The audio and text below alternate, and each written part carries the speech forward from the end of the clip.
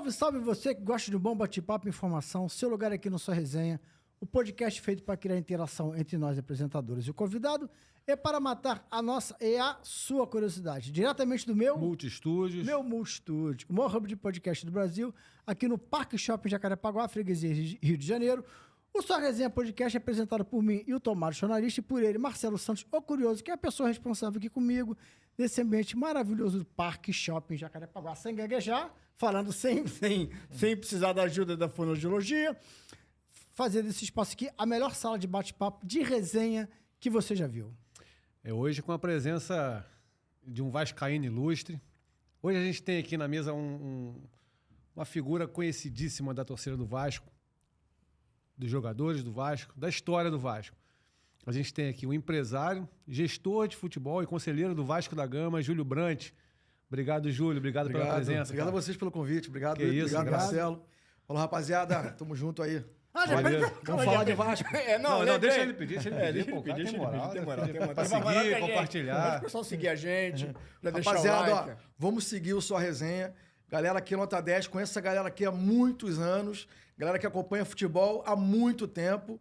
E nota 10. Ó, conteúdo aqui é de primeira. Segue a gente aí, galera. Pô, Vai, depois dessa... não pedido, é uma convocação isso aí. Depois dessa, obrigado, tchau. Vambora. Acabou. Nada que isso, a gente tem um bom tempo aí pela frente para bater esse papo, essa resenha. Primeiro, agradecer, Júlia, a sua presença aqui. Obrigado. A gente te convidou...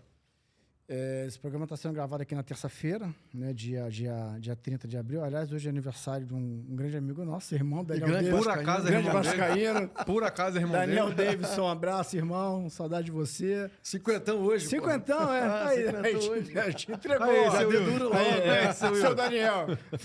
Vai virar o seu Daniel David. A gente entregou, Daniel. Um abraço, Daniel. Irmãozaço, parceiro nosso aqui. Valeu, Daniel, parabéns. E assim, a ideia da gente convidar você é para um assunto que hoje é uma prioridade sua, né? Isso. Que é falar de Vasco. E não só falar de Vasco, mas falar do Vasco nesse momento, que é um momento difícil do Vasco, né? A gente está gravando hoje, o Vasco perdeu de 4-0 no sábado para o Criciúma em São Januário. Uhum. Isso repercutiu muito mal, saiu o treinador e tal. Só que isso foi um estopim para uma crise que você, que é um grande gestor, que fez parte da assinatura do contrato, de trazer a SAF para o Vasco, isso estourou um estopim sobre essa questão da SAF. E a ideia é trazer um especialista, alguém que conhece bem Vasco, que conhece bem o mercado, que conhece de negócio, que conhece de modernidade, né, do futebol. A gente vai conversar aqui, você tentou trazer até o Manchester City, e mais para frente vocês vão conhecer essa história. Então você entende a modernização e o mercado, o propósito dessa mudança no futebol, e, por nosso entendimento, ninguém melhor do que você para falar sobre essa fase toda, sobre essa crise, sobre esse momento. Primeira coisa, eu queria que você falasse sobre o modelo do Vasco, o modelo de SAF no Vasco, como é que você está enxergando, se você é a favor da SAF. Primeiro tem que separar, Hilton, esse tema é muito bom. Primeiro tem que separar o que era o Vasco antes da SAF e o que é o Vasco depois da SAF, né? O Vasco antes da SAF era um clube que, infelizmente, ele sucumbiu pela sua política, que eu diria que o problema da maioria dos grandes clubes do Brasil, né? Uma política que acaba por atrapalhar a gestão do clube e a evolução do clube, o crescimento do clube. Clubes que são muito grandes poderiam ser potências mundiais, não fosse a política do seu clube e a maneira de gerir esses clubes. E aí eu não estou me atendo só a uma questão financeira, mas a questão mesmo institucional e o processo como se dá a troca de liderança nesses clubes. Então, isso é um peso para o crescimento dos clubes brasileiros de modo geral. O modelo de gestão. Então, o Vasco viveu isso na pele. E outros clubes também brasileiros, né? Flamengo é um exemplo disso, por exemplo. Né? Que teve ali períodos muito ruins e em função daquela política que se abateu sobre o clube durante um período e que não fossem escolhas duras feitas ali, sem muito olhar a política, não teria se recuperado. Então, a política ela é um peso para os clubes brasileiros. Então, a gente tem que separar o Vasco que ele viveu até 2020, 2021. Viemos num processo político de mudança muito forte, né? A gente começou ali em 2013, 2014, a trazer para dentro do clube um debate profundo. Fomos o primeiro grupo, e eu dei voz a esse grupo, né? O primeiro grupo a trazer para o clube um debate qualificado sobre gestão, e isso ecoou no Brasil inteiro, em vários clubes no Brasil, né? Começou a se notar a importância da gestão do futebol, da gestão no futebol, ou seja, não era só uma questão de boleiro, você precisava ter gestores que cuidassem da estrutura, né? O futebol brasileiro e mundial passa por uma transformação e já está passando... Eu estou falando de 10 anos atrás, hoje já é uma realidade, né? Naquela época era um processo que estava acontecendo, né? De profissionalização e de crescimento exponencial dos volumes de investimento nos clubes. Né? O futebol, naquele momento, estava passando, hoje é uma realidade, naquele momento estava passando por uma transformação parecida com o que passou na Fórmula 1 no passado, né? Que era um esporte quase que artesanal, né? E com a entrada dos grandes investimentos, hoje em dia, é impensável você ver uma pequena escuderia competir com a Red Bull, ou com a Ferrari, ou com a Mercedes. Porque os orçamentos são muito díspares, são muito grandes. E o dinheiro faz diferença em todo o funcionamento de uma equipe de Fórmula 1. No futebol não era bem assim.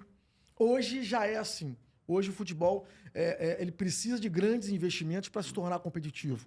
Por várias razões. Os salários cresceram muito, os jogadores hoje são muito mais bem pagos do que eram no passado. Você pega grandes jogadores nossos, compara salários, por exemplo, do Ronaldo, né? Não vou nem tão longe, não vou nem para Zico e Roberto Dinamite.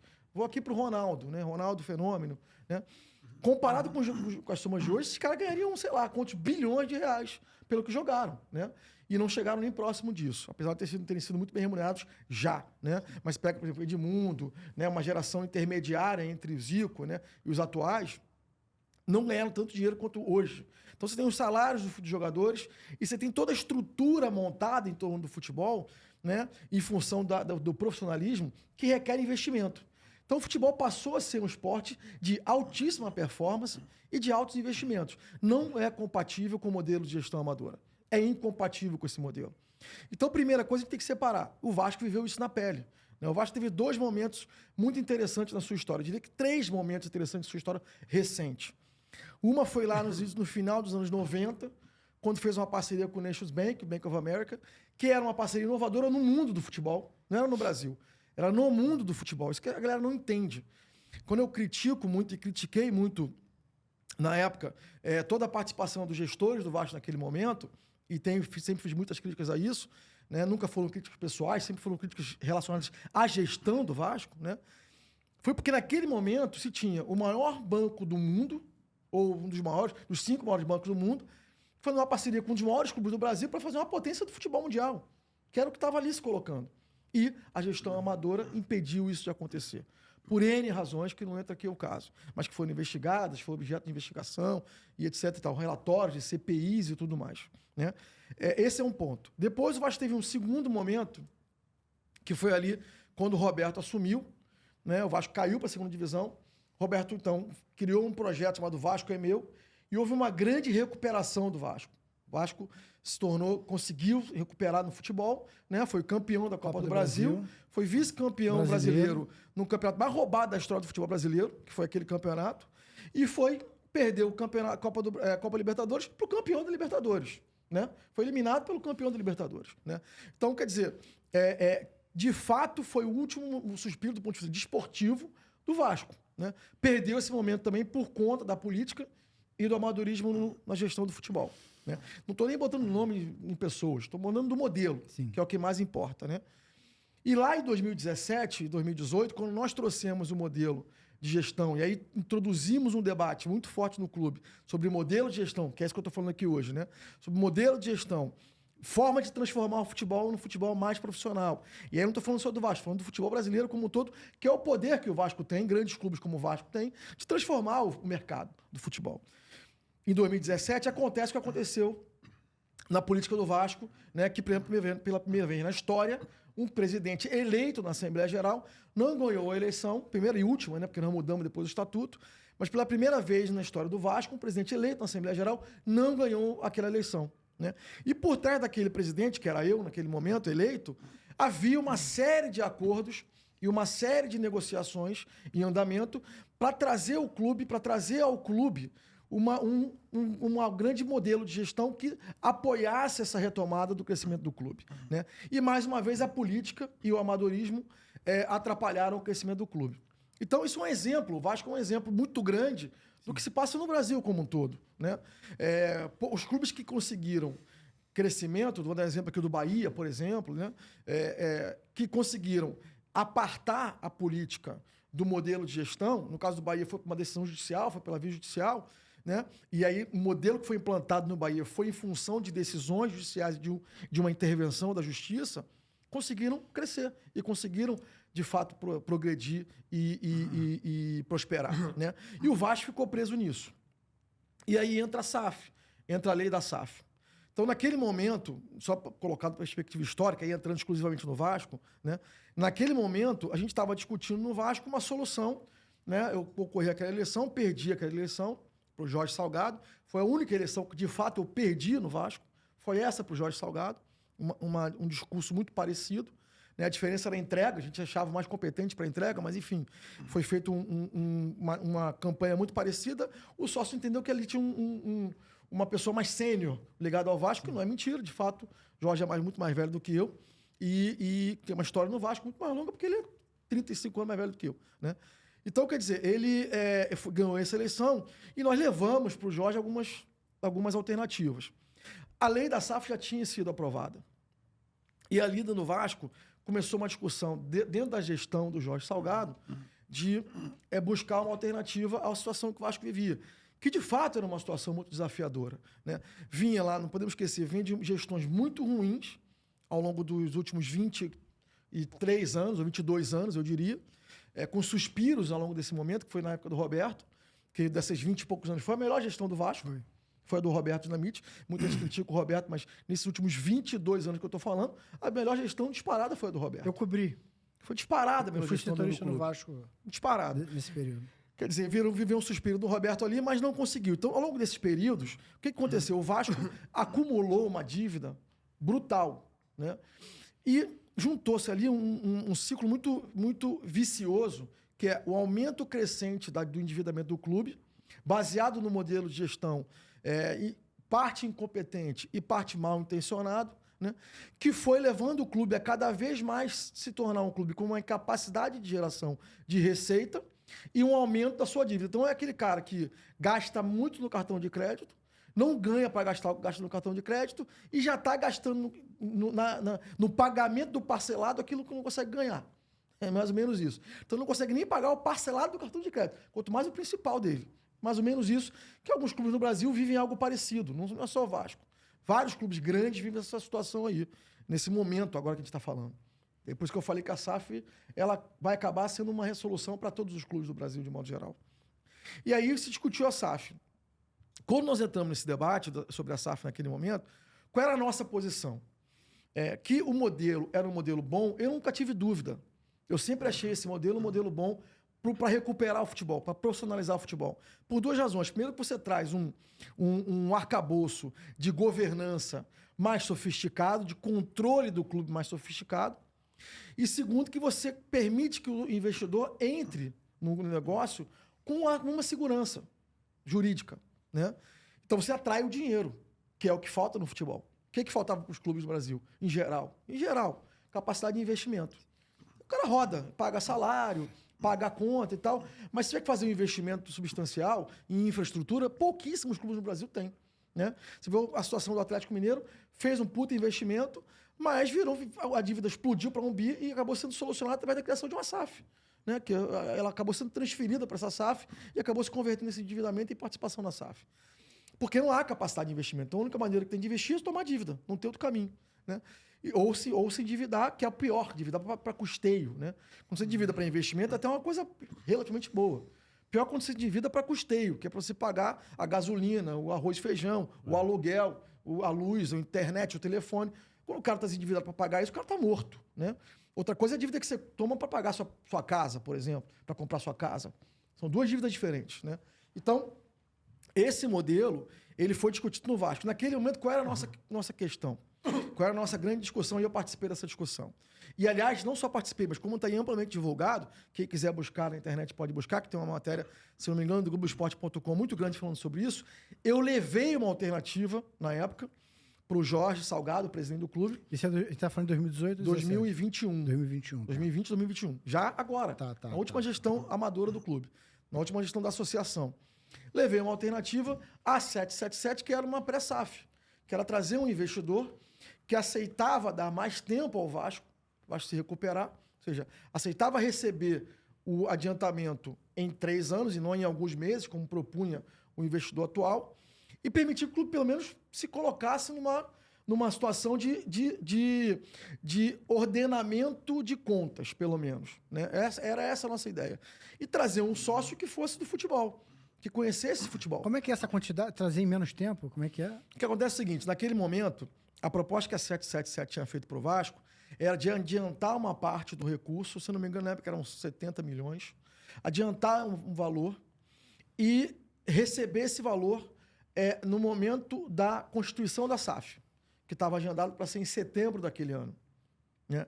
E a nossa proposta era receber, a nossa proposta, a alternativa que nós trouxemos, era o mesmo recurso pagos ao final de 3 anos, ou seja, no final do mandato daquele presidente, do Jorge Salgado. Então você teria mais tempo de estruturar a equipe, estruturar o clube, recuperar o futebol e lá na frente, com mais tranquilidade, fazer a SAF acontecer. Né? Como estão fazendo outros clubes no Brasil. Estão preparando, são clubes que não têm condições de pagar sua dívida, dívidas estrondosas, não vão pagar com recurso que consegue hoje, que são receitas ordinárias, eu colocaria assim. Então, não conseguem pagar o endividamento com receitas ordinárias. É aquele camarada que não consegue pagar o cartão de crédito com o salário que ganha. Ele até paga a escola do filho, paga o aluguel, paga a luz, mas a dívida do cartão ele não consegue pagar com o salário que ele ganha. Só se ele receber um bônus, senão ele não consegue pagar, porque a dívida vai acumulando. Mas ele sobrevive. Ele paga as contas de casa, só não paga a dívida, mas ele paga as contas do mês a mês. É isso que estava acontecendo. Então nós queríamos que entrasse nessa rota. Pelo menos paga as contas do mês.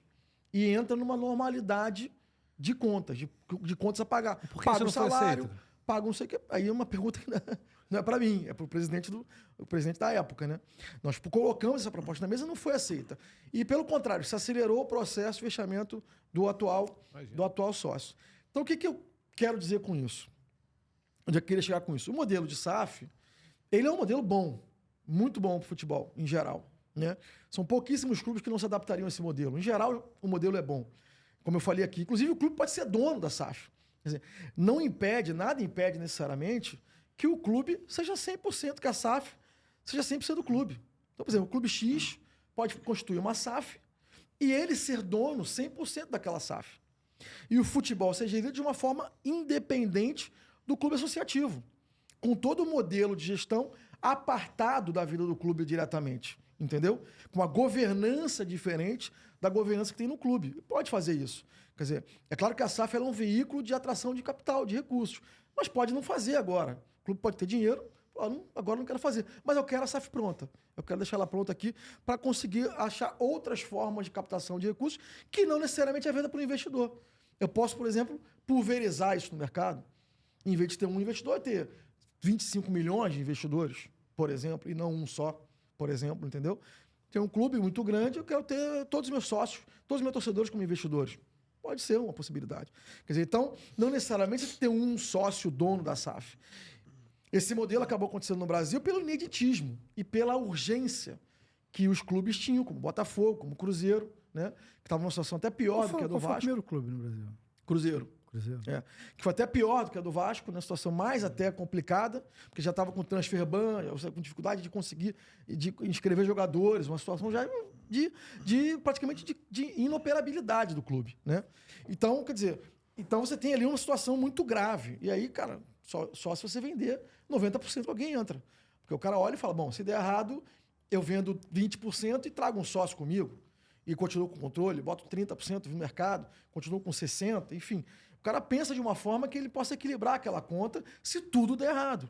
Né? Porque é um modelo muito inovador, muito novo. E o Brasil tem um problema que não é do futebol, é do Brasil de modo geral, que é a insegurança jurídica. No Brasil, em termos jurídicos, até o passado é duvidoso. Né? A gente vê aí na política, a gente vê aí em decisões de tribunais superiores, que se muda decisões e entendimentos cristalizados na justiça, e se muda, mas assim, não é que mudou um detalhe, muda 180 graus o entendimento, né? Então, isso gera uma certa desconfiança do investidor internacional. Isso, obviamente, vai para o preço do ativo, em geral. Aí eu estou falando de negócio, não estou falando de futebol. Quer dizer, todo o risco você precifica dentro do ativo, né? Você olha e fala, bom, se o risco é muito grande, eu tenho que pagar menos, porque o risco é muito alto. E vice-versa, o risco é muito baixo, eu pago menos porque eu tenho menor risco. Eu pago mais porque eu tenho menor risco. E assim funciona.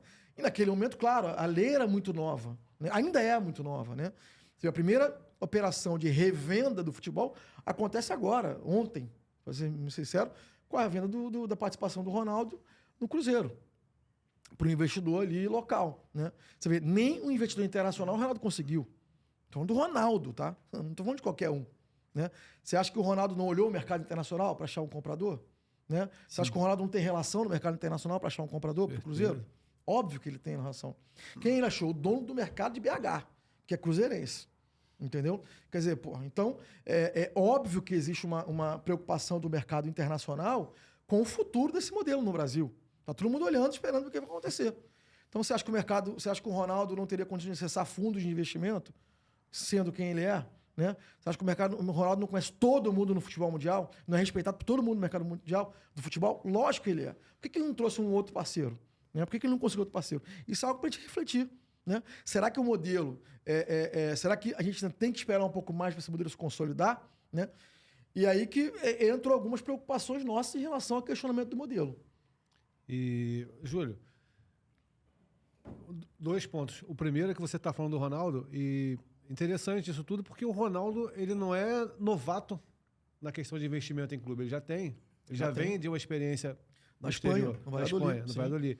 Então ele já enxergou que era a hora de mudar. E outra coisa, a gente ouviu recentemente do Euriquinho, que pela lógica dele, se o Vasco não tiver uma mudança radical, corre risco de acabar em 2 anos. Aí eu quero te fazer uma pergunta. Não, tudo bem, eu quero te fazer uma pergunta. Não seria nem essa, mas você pode responder isso aí também depois. O Vasco começou a SAF agora, 2 anos. Isso. Se não tivesse entrado a SAF, já teria acontecido o que o Euriquim previu? Ou mesmo assim não teria acontecido? Eu acho que se não tivesse acontecido a SAF, no modelo de gestão que a gente estava vivendo naquele momento, o Vasco não ia acabar. O Vasco não vai acabar. O Vasco, o clube que tem uma torcida que o Vasco tem, não vai acabar nunca. O Vasco é um clube que não vai acabar nunca. Então isso é uma besteira, isso é uma falácia, mais uma bravata. Não tem sentido nenhum. Eu conversei com o Euriquinho, a gente conversou, politicamente a gente tem conversado para evitar que a política do clube fique pior do que já foi no passado, né? Mas assim, o que ele falou não faz o menor sentido. Né? Em qualquer sentido. Né? É uma bravata, não tem nenhum sentido. O Vasco não vai acabar em 2 anos, nem em 20. Não vai acabar. Né? O que acontece é que o Vasco sofreu muito com a gestão deles no Vasco. Né? Então o Vasco não sobreviveu à gestão amadora que ele participou e eles participaram e eles enfiaram o Vasco nesse buraco. Isso sim. Quer dizer, então aí sim é um problema. Onde o Vasco estaria nessa situação? Estaria como estava, até pouco tempo atrás. Né? Num processo de sobe e desce, sobe e desce, sobe e desce, até o momento que não sobe mais. Aí o evento não é mais cair, o evento é subir. Entendeu? Quer dizer, o Vasco estava entrando numa situação em que não era mais o cair que era o sentido. O sentido era subir, né? Porra, então, quer dizer, um time como o Vasco não pode viver esse ano a gente sobe. Será que a gente sobe esse ano? Natural. Ao contrário. Não. Né? E ele já tinha acabado entrando nesse processo, né? O Vasco naturalizou o namoro com a Série B. Isso né? Naturalizou ficar na segunda Isso sim é muito ruim. Então, isso no longo prazo, isso acaba, obviamente, trazendo um prejuízo muito grande para o clube. Né? No longo prazo, né? O clube vai ficando cada vez menor, as novas gerações não vão... O que atrai um torcedor para o clube, né? De futebol? O torcedor está ali por quê? Porque ele tem a expectativa de ganhar. Isso. Só ganha um. Então, não ganhar não é exatamente desastroso, porque só ganha um. Só um é campeão. Né? Mas o amante do futebol, ele vive a expectativa de. Né? Esse é que o amante do futebol vive, né? A expectativa de. Todo ano, renova essa expectativa. Uhum. Né? Então, quer dizer, o fato de você não renovar o ano seguinte aquela expectativa é muito ruim para o torcedor. Né? Então, aí você tem um problema de geracional. O Vasco é uma coisa curiosa, cara. O Vasco contraria até essa lei. A torcida não para de apoiar. A torcida não para de crescer, cara. O Vasco é um clube... Não é porque eu sou vascaíno, não, mas o Vasco é foda. A verdade é essa, cara. Assim, o Vasco ele contraria todas as lógicas que você possa imaginar de público, de atração, né? De compra de produto. Tudo aquilo que você possa imaginar que um profissional de marketing falaria, tem que fazer isso. Você faz o contrário e as coisas aumentam. Né? Então, por exemplo, o Vasco... Um exemplo, São Januário, hoje em dia, para comprar o ingresso é quase tão difícil ou mais, às vezes até mais, do que comprar um show do Rock in Rio. Não tô brincando, não, cara. Quem é vascaíno nem sabe o que eu tô falando. Se você for num jogo de São Januário, a galera bota aqui, ó, no alarme, a hora que vai abrir a venda para poder comprar ingresso. E lota o estádio. Lota o estádio. Todo jogo dá 20 mil. 19, 20, 21, 23, todo jogo. Se o jogo tivesse 40 mil, daria 39, 38, 40 mil, todo jogo. Entendeu? Chegou uma galera na fila, nego me ligando, porra, não tem ingresso. O cara não tem ingresso, não tem como ter ingresso, não tem ingresso. Então, assim, porque a fila para compra é muito grande, todo mundo quer comprar ingresso do Vasco. Lança uma camisa nova, como lançou agora do Roberto, acabou, esgotou. Você faz fila. Eu, por exemplo, botei meu nome na loja aqui da Barra, para esperar quando chegar o cara me ligar. Entendeu? Então, porque quando chegasse, liga. Acaba, some. Só tem ou número muito pequeno ou número muito grande. Mas os números normais somem da loja. Né? Então, o Vasco contraria isso. E a nova geração, por conta das agendas históricas, que não é uma agenda de momento, né? Vocês sabem muito bem que vocês conhecem futebol. Sim. Né? Por conta das bandeiras históricas que o Vasco tem, essa nova geração que é mais antenada, que tem mais identificação com esse tipo de valor, né? Que são os valores de inclusão, os valores de respeito, né, ao diferente, de respeito às minorias, o Vasco atraiu esse público. Então, eu tenho filhos de amigos meus que têm 12, 13, 14, 15 anos, que não viram o Vasco ganhar nada e que hoje são vascaínos loucos. De São Januário. E o pai é flamenguista. O pai é flamenguista. Me ligou um deles aí, inclusive amigo do meu irmão, sócio do meu irmão. Porra, como você consegue ingresso e tal? Pô, porque o filho é louco, vascaíno. O moleque tem 13 anos, pô. Ah, você entendeu? imagina perder isso aí, hein, cara? Então, isso se esgota naturalmente. Prazo de validade para isso. Claro que se esgota naturalmente. Porque nós estamos falando de futebol. E futebol tem duas coisas que a gente não pode fugir, que é paixão, né, e devoção. E isso se dá em torno de quê? De ídolo, né? Concorda? A gente foi para o Maracanã, e eu tô algumas vezes. Foi muito flamenguista, né? Mas a gente já foi para o Maracanã junto. Assim, jogo de Vasco e Flamengo, cada um pro seu lado, mas já fomos. Quer dizer, você tem aí o ídolo que move as massas, né? E que é o que faz o festival. E a expectativa da vitória do título. Então, se você não tem nenhuma dessas duas coisas, ao longo do tempo, você vai ter esse problema. A Vasco, a SAF, conseguiu resgatar pelo menos uma parte disso, né? Ao trazer alguns bons e grandes nomes do futebol, como foi o caso do Payet, ou do Payet, como falam, né? E do Verratti, por exemplo, né? Ou alguns grandes técnicos, enfim, a manutenção de alguns jogadores. Então, o fato de ter condições hoje de atrair jogadores de nível internacional, para mim já é uma grande vitória. Então, a gente precisa olhar de uma forma paulatina esse crescimento. Quer dizer, você não pode mudar uma realidade de 23 anos em 1 ano e meio. Não vai acontecer. Agora, é claro que a minha crítica não vai ao modelo, a minha crítica vai ao sócio. São duas coisas diferentes que eu comecei a falar no começo. Quando você fala sócio, você fala da 777. Da 777. Que eu acho que falta esse... Você não é satisfeito com ela? Não sou satisfeito com a 777 e não é por hoje, tá? Não é por hoje. Não é porque o Vasco perdeu por Criciúma. Porque tem muita gente aí oportunista, né? O Vasco perdeu, o cara aproveita para bater e brigar e dizer que fora, não sei o que e tal. Não é isso, né? E nenhuma coisa nem outra vai ajudar o Vasco. Sim. Não vai ajudar o Vasco isso, né? Essa discussão é infantil, né? E nós já passamos dessa fase. Não é uma questão do resultado do último jogo, que foi desastroso, horroroso. Estava lá em São Januário, né? É uma questão de entender que o sócio não está à altura, em termos de projeto, daquilo que nós queremos para o Vasco, né? Ou seja, vou dar um exemplo aqui. Se eu tenho uma hamburgueria, né, e eu posso ter como sócio, 2 sócios me oferecem 100 milhões de reais para entrar na minha hamburgueria. Um é o Burger King ou o McDonald's e o outro é o hambúrguer do Hilton. Os 3 me oferecem 100 milhões de reais. Quem que eu devo olhar com mais cuidado? Quem que me agrega mais? Porra, é o hambúrguer do Hilton ou é o McDonald's ou o Burger King?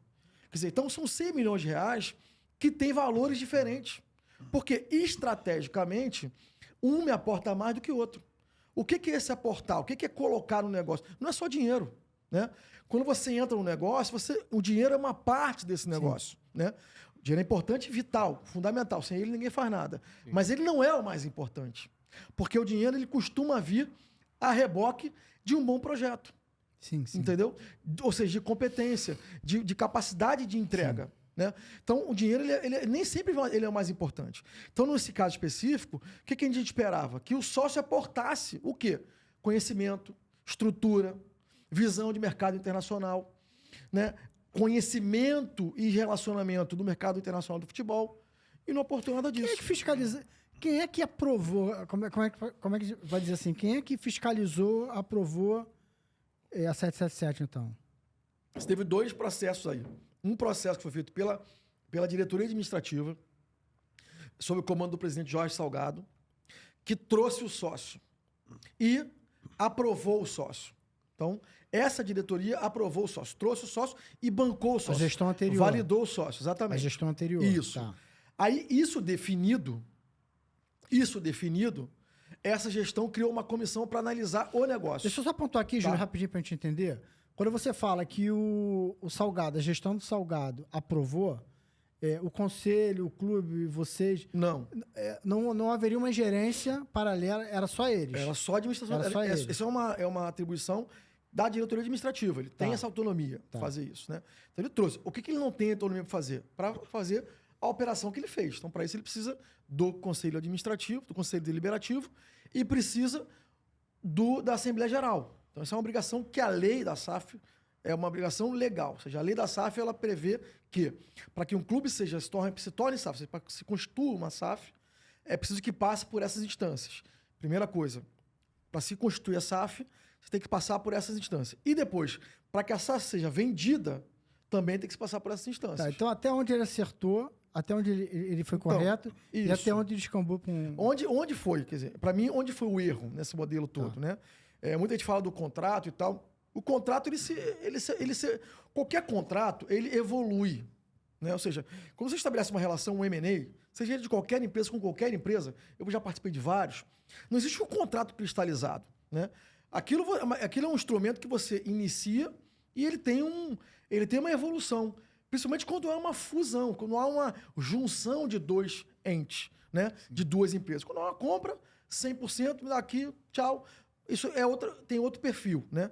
Mas quando há uma gestão conjunta, uma participação conjunta, que eu mantenho participação naquele negócio, eu tenho uma série de possibilidades de renegociar aquele O Ronaldo foi assim no Cruzeiro, né? Claro, aquilo é evolução, é evolutivo, você vai 4 revendo meses de aquilo. negociação ainda. Então, o contrato é uma coisa. Quer dizer, você rever o contrato, melhorar o contrato, eu sempre falei isso, desde o começo. Esse contrato foi o que deu para fazer. Você participou? Assim, Participei. Esse contrato foi o que deu para fazer e ele tem que ser melhorado. Ele tem uma série de pontos que devem ser melhorados. Qual é o papel de quem está no Vasco hoje? Né? De quem assume o Vasco? Na minha opinião, e foi isso que eu coloquei na gestão. E quem assume, só para pontuar aqui, Júlio, quem assume o que você fala já é o Pedrinho. No caso, foi o Pedrinho agora. Tá legal. Qual é o papel de quem está no Vasco hoje? Fazer com que esse contrato se aprimore, melhore, se equilibre mais para a associação e para o Vasco. Ou seja, porque não existe um Vasco forte, não existe Vasco SAF forte com Vasco fraco e vice-versa. Porque são parte do mesmo corpo institucional. Não tem como se separar isso, entendeu? Porque qualquer separação disso é desastroso. É como aconteceu no Belenense em Portugal. É o fim daquela instituição. Então não tem sentido, né? O Vasco SAF tem que estar forte e o Vasco associativo tem que estar forte. A SAF entende isso e o Vasco entende isso. Então, o trabalho é para fortalecer os dois. E o contrato deve ser renegociado para isso. Como é que está o momento, assim, sem querer te cortar, como é que está o momento hoje dessa revisão de contrato? E aí eu quero emendar com uma pergunta que você falou do Pedrinho. A tua avaliação sobre a gestão do Pedrinho. Como é que ele se impõe, como é que ele se posiciona hoje com relação a isso? Eu acho que tem alguns erros de colocação. Tá? E não foi isso que nós apoiamos lá atrás. Né? O que nós apoiamos lá atrás era um trabalho para unificar o Vasco. Por isso que a nossa chapa chamava Um Só Vasco, né? Porque nós queríamos exatamente que esse trabalho de integração entre o clube associativo e a SAF, ele acontecesse de fato. Ou seja, que nós pudéssemos, por exemplo, trabalhar num plano de sócios comum, por exemplo. Né? Coloca só para a nossa audiência, Júlio. Quando você fala nossa equipe, quem eram as pessoas que estavam compondo? Nós tínhamos uma chapa grande, que tinha aí pessoas do mercado, né? Grandes vascaínos, né? Que aí, enfim, não vou nomear todos, porque eu vou acabar esquecendo de um, e aí fica ruim, mas assim, a gente tinha um grupo de vascaínos, eu fui chamado, na verdade, eu não ia nem concorrer à eleição desse ano, eu fui chamado para esse grupo de vascaínos para concorrer à eleição, porque eles viam risco de ruptura no modelo, né? Não concordavam com a gestão anterior, e viam o risco de ruptura no modelo. Então, nós entramos com uma discussão e com um debate, colocamos esse debate na mesa para o sócio, de integração da SAF com o Vasco. E por que isso não tem nada a ver com a 777? necessariamente, tá? Por que não tem nada a ver com 777? Porque a VascoSAF, ela é um ativo do Vasco. Essa que ela tem que entender. A VascoSAF não é da 777. A VascoSAF é nossa. Quer dizer, qualquer um pode sair da VascoSAF, menos o Vasco. Quer dizer, qualquer sócio pode entrar e sair, menos a gente. Nós nunca vamos sair da VascoSAF, nunca. Sim. Nós temos obrigação, por uma questão legal, o Vasco sempre terá, no mínimo, 10% de participação na VascoSAF. Sempre estará ali, com assento no conselho de administração dessa empresa, quem quer que seja o sócio. Então, a minha preocupação não é com o sócio. A minha preocupação é com a empresa, a VascoSAF. É claro que aí me cabe cobrar do sócio, do outro sócio, uma postura. Me cabe cobrar do sócio obrigações. Esse é o meu papel, cobrar desse sócio obrigações que foram assumidas contratualmente. Então, para mim, o papel tem que ser esse, de obrigar o sócio a que cumpra obrigações que eles assumiram contratuais em prol da VascoSAF, defendendo a VascoSAF, ou seja, agindo em favor da VascoSAF. Esse seria o papel do Pedrinho. Esse é o que eu entendo. Então, eu acho que hoje, o papel, se eu estou insatisfeito com o sócio, né, me cabe primeiro tentar sentar com o sócio e conversar com o sócio, fazer todos os esforços para que isso aconteça, né? E pontuar claramente para ele quais são as questões que me deixam insatisfeitos com os resultados. E não falta aí questões objetivas que nos deixam insatisfeitos com o resultado, que não vai só para o campo, não é só 4-0 Criciúma, é também 4-0 Criciúma. Então tem várias outras questões que nos deixam insatisfeitos. E a outra questão é, se por um acaso for inviável a participação e permanência desse sócio, então que se busque com o sócio a sua saída e a atração de um outro sócio que venha e compre a participação desse sócio, né? Que venha e faça um acordo de aquisição da participação desse sócio. Então, eu acho que esse, para mim, é o caminho que deveria se buscar, né? Primeiro, um debate e uma aproximação intensa no âmbito da VascoSAF, tendo como premissa e como principal objetivo a VascoSAF, que é a nossa empresa, e não vai deixar de ser. A VascoSAF veio para ficar, não vai mudar. O Vasco não vai virar associação de novo, e não é o caminho. Não é voltar a ser o que nós éramos antes que vai ser a solução do que nos colocou nesse buraco. Não faz nem sentido, né? Ou seja, nós vamos para o buraco por conta daquilo, vamos voltar para aquilo, não faz sentido. A solução não está aí. A solução está em melhorar a VascoSAF. Como é que se melhora a VascoSAF? Primeiro, melhorando a relação entre os sócios e obrigando o sócio a fazer, aí sim buscar, se for o caso, a justiça para obrigar o sócio a cumprir o contrato, ou, em última instância, você está com o sócio e buscar um acordo com o sócio, um entendimento com o sócio, para que ele saia do capital ou que reduza a sua participação e que o Vasco, com alguma outra empresa, se tornem conjuntamente majoritários e possam tocar o futebol. Entendeu? E o sócio pode se negar a isso? Legalmente ele pode se negar? Não quero sair. Ele pode não querer vender, claro que pode. Pode não querer vender. E aí qual seria o papel do Vasco? Aí a solução é buscar o caminho da obrigação contratual, né? Da obrigação contratual. Ele tem obrigações contratuais, né? Então, acho que o principal objetivo agora, quer dizer, qualquer coisa, na minha visão, tá? Essa é a minha opinião. Qualquer solução que seja a ruptura total, ela é muito ruim para o Vasco. Quer dizer, ela não é uma solução, na minha visão. Ela vai trazer uma série de implicações que, se melhorar, vai piorar muito antes de melhorar. Se melhorar. Então, o risco é muito grande. Eu acho que agora é a hora da busca do entendimento com o sócio. Ninguém joga dinheiro fora, ninguém rasga dinheiro. Quer dizer, ninguém é louco de colocar investimento, recursos, né, num clube ou num negócio qualquer que seja e largar esse negócio de lado. Isso não faz o menor sentido. Quer dizer, então, existe aí, na minha visão, uma questão meio óbvia até. Quer dizer, se a discussão for em torno da VascoSAF, né, e do negócio em comum, quer dizer, ambos os sócios, eu imagino, têm um interesse em fazer aquele negócio melhor. Entendeu? Quer dizer, essa é a premissa de você fazer um negócio em conjunto com alguém. Aí tem 2 pontos, Júlio, que assim, quero colocar. Um é... Parece que o Pedrinho já está insatisfeito, arrependido, está insatisfeito. Antes ele apoiava e está brigando. E também tem um ponto que parece que já é um movimento de trocar a 777. Falar assim, ô Bonitão, deixa alguém... Que ele foi no Cruzeiro agora, vamos substituir o senhor. O senhor não conhece bem aqui do ramo, o senhor não faz parte, o senhor pode sair para esse rapaz aqui sentar no seu lugar? Está nesse pé? Pelo que ele diz, sim. Né? Pelo que eles colocam, sim. Agora, eu acho que tirar o sócio não vejo nenhum problema. Pelo contrário, foi o que eu falei no início. Né? Nós sempre nos preocupamos com a qualificação do sócio proposto pelo Jorge Salgado lá atrás. Era uma preocupação nossa. Quando nós olhamos a perfil da 777, olhamos um fundo de investimento com uma série de negócios, nenhum deles no futebol. Ou uma participação minoritária num clube de futebol na Europa. Quer dizer, nada de fato importante. Nada de fato que fosse agregar nada pro brilhou Vasco. os olhos dentro do O contexto Vasco do era o futebol. maior negócio que o cara ia ter, sim. né? Pô, eu falo, caramba, peraí, então acaba sendo um abraço de afogado. Eu quero alguém que me ajude, não alguém que esteja comigo chorando aqui comigo. A ideia não é essa. Então a gente se preocupava com a 777 lá atrás. Nós pontuamos isso, está pontuado no nosso relatório, né? Então, para mim, não tem nenhum problema de tirar o sócio. Desde que seja na via empresarial, ou seja, senta com o cara, discute valores, traz um sócio investidor que queira pagar esse valor e tira o cara e tá tudo certo, entendeu? Por que isso, Hilton? E aí, e Marcelo? Por que eu falo isso? Porque isso é proteger a institucionalidade do Vasco.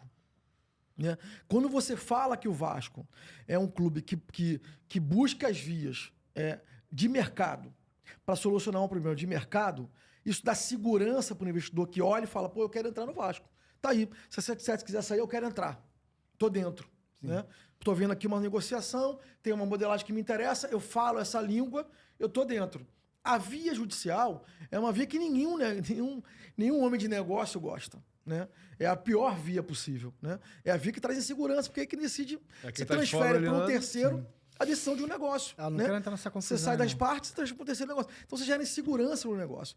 E aí o Vasco fica sempre o clube que traz insegurança, o clube instável, o clube que tem problema. Quer dizer, então é o contrário do que a gente quer hoje.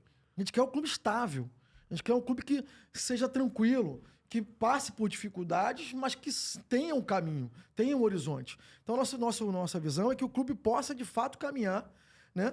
Se for o caso com outro sócio, mas que seja num outro M&A, como foi feito no Cruzeiro, por exemplo. Até porque se tem uma ruptura de forma traumática, como você está falando, a 777 não sai com problema nenhum. Não sai nenhum problema. Você, o Vasco, a torcida do Vasco é que vai penar, porque aí nem a hamburgueria do Hilton, nem McDonald's, nem Burger King vão querer entrar. Pois é. Então, assim, não faz sentido isso. Quer dizer, por que eu vou querer entrar no negócio, vou querer botar um sócio, vou querer levar minha briga, que é uma briga empresarial, para um terceiro lugar? Quer dizer, isso seria a última das últimas, na minha visão, a última das últimas saídas. O último recurso seria esse recurso. E é claro que no momento que você começa a olhar o contrato e ser diligente com as cobranças, o sócio entende que do outro lado do balcão tem alguém preocupado e tem alguém que entende dessas cobranças. E aí começa a responder de uma forma a cumprir aquele contrato. Porque ele vai entender que ele tem riscos. Qualquer descumprimento contratual abre espaço para o questionamento judicial. Então ele vai ficar, não vou querer abrir esse tipo de problema. Né? Então acho que esse é o caminho. Diligência no contrato, renegociação do contrato e foco na Vasco SAF, no fortalecimento da Vasco SAF. Você hoje está aqui gravando com a gente, dando essa aula, né? Pra gente aqui, batendo esse papo com a gente. Mas você poderia não estar aqui, né? Você poderia hoje ser o presidente do Vasco. Você se candidatou várias vezes, concorreu várias vezes e tal. E na última eleição você apoiou o Pedrinho. Isso. Né? Apoiou a chapa dele. Apoiou ele. Você está satisfeito ou não? Assim, bem direto. Você está satisfeito com a gestão dele? Até agora, eu acho que em parte sim e em parte não. Né? Em parte, assim, a equipe tem feito um trabalho de tentativa de recuperação, né, do clube associativo. É um trabalho que ficou relegado durante muitos anos, porque só se olhou o futebol, né? Então ficou relegado e isso está rodando. Tem um início de um projeto de recuperação desses esportes amadores, vamos colocar assim. Que não são nem todos amadores, né? Vôlei, basquete, não necessariamente é amador. Mas do esporte, vamos dizer assim, olímpicos, vamos colocar dessa forma. Então, sim, tem uma turma lá que está tentando fazer esse trabalho acontecer. E isso, de fato, é melhor do que já foi feito no passado. Eu diria que tem ali um projeto de recuperação. Em relação ao futebol, eu acho que tem uma confusão de entendimento da participação do associativo no futebol. Né? O associativo ele tem um papel de cobrar, ele tem um papel de fiscalizar, ele tem um papel de ser a voz do torcedor dentro do conselho de administração. Esse é o papel. Não é o papel de gerir. O papel de gerir foi vendido lá atrás, né? Ou seja, o clube reconheceu, o Conselho Deliberativo e a Assembleia Geral, o conjunto de sócios, entendeu que o clube era incompetente para gerir o futebol e vendeu o futebol. Então a gestão hoje está com outro, não está mais com esse lado aqui. Então essa confusão de participação de papel está gerando uma instabilidade no clube, e isso eu acho ruim. Esse eu acho um ponto negativo, né? Eu acho que aí tem que ter um entendimento melhor da participação do papel desse grupo, né, desse gestor em relação à Vasco SAF, né? Então, para mim, o papel é buscar cobrar, fiscalizar e, de fato, cobrar a entrega dos executivos da Vasco SAF, né, do corpo profissional da Vasco SAF e do sócio, no âmbito do conselho de administração. Cobrar do sócio aquilo que o sócio tem que fazer para que a gestão da empresa rode da forma como foi contratada, seja como está no contrato, né, dessa empresa, se for o caso, buscar um outro sócio para comprar a participação da 777. É o que eu acho que é o papel desse gestor. Aí o Wilton entrou aqui no nome do Pedrinho, e aí, mais de 2 semanas atrás, mais ou menos, a gente viu uma entrevista, uma coletiva, em que o Pedrinho só respondia que não podia falar. Não posso falar, não posso responder, alguma coisa do tipo. Ele realmente não podia ou aquilo foi um tipo de mensagem que ele quis passar? Eu acho que foi uma mensagem que ele quis passar. Que tipo de mensagem foi? Eu acho que ali ele foi? quis passar uma mensagem de que tem uma dificuldade na interlocução, que tem uma dificuldade de se colocar, que não pode responder pelo futebol, não pode se colocar no futebol. Então ele tentou ali passar, na minha visão, estou falando como eu li. Sem se comprometer, né? jogou Sem se comprometer mensagem. com o futebol, exatamente. Isso. Tentou passar essa mensagem de não comprometimento. Que é verdade em parte, né? Na outra parte, tem toda a obrigação, porque quem elegeu essa gestão, quem nos elegeu, eu fui eleito também como conselheiro, nos elegeu o sócio com esse objetivo de ser diligente e de cobrar 777. Sim. Né? Então, até o contrário, quer dizer, esse papel é um papel de cobrança. Né? E quem tem uma voz como tem o presidente do Vasco, não estou nem falando do Pedrinho ídolo, né? Que já teria uma voz muito grande por ser ídolo do Vasco. Né? Tô falando com o presidente do Vasco, qualquer um que seja presidente do Vasco tem uma voz muito grande, porque o Vasco é muito grande. Né?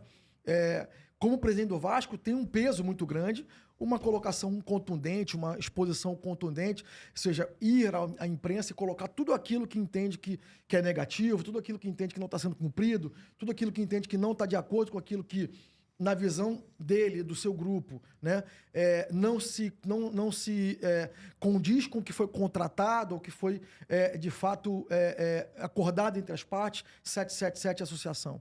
Quer dizer, talvez ali, pautou ali, talvez ali fosse uma oportunidade de colocar. Falta, né? Isso, e assim, não estou fulanizando quem está ali.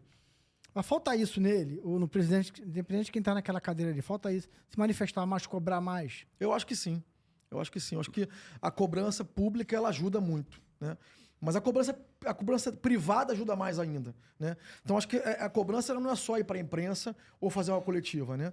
Essa, quando chega nesse ponto, já é uma resposta que você está dando, e é importante, ao sócio. Afinal de contas, o sócio precisa saber o que você está fazendo, né? Então, é importante que você fale para que as pessoas saibam, olha, eu estou de olho e vim aqui falar isso porque eu já falei internamente.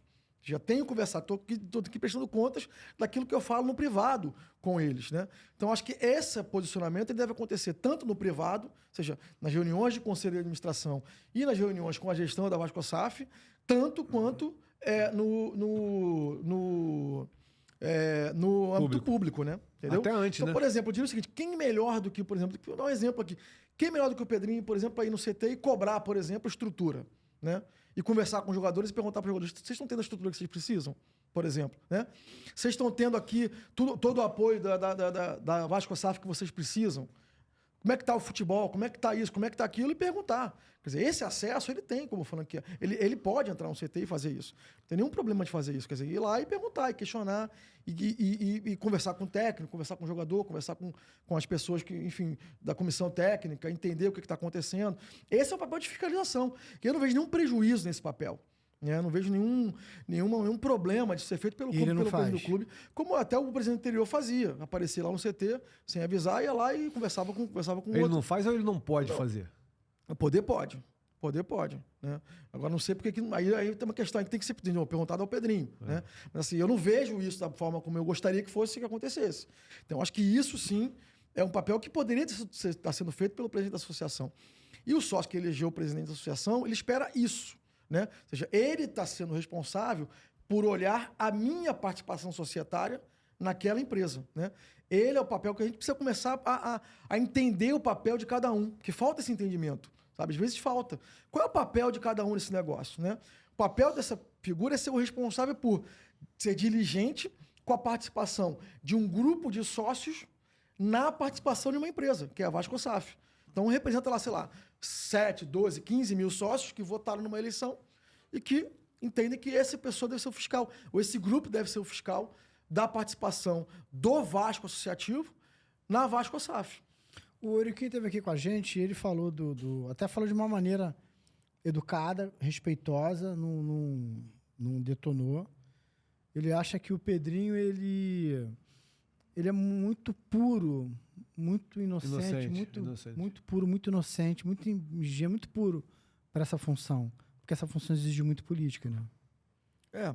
Aí eu não sei, o Euriquinho tem a opinião dele, quer dizer, eu acho que o Pedrinho, acho que o Pedrinho é uma pessoa que tem discernimento, tem conhecimento, tem maturidade, tem visão de futebol, tem entendimento de futebol, quer dizer, eu não estou nem falando aqui de nada de empresarial, não, veja bem, eu estou falando aqui de coisa ligada ao futebol mesmo, não estou falando de, ter que olhar sei lá, um relatório financeiro e fazer uma análise do PNL, não estou falando disso, não.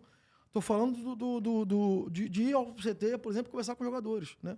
E trocar uma ideia, enfim, e ser ali uma voz do esporte dentro do futebol, como poderia fazer no basquete, como poderia fazer no vôlei, como foi lá no Remo, por exemplo, agora recentemente, quer dizer. Então, assim, não estou falando de questão empresarial.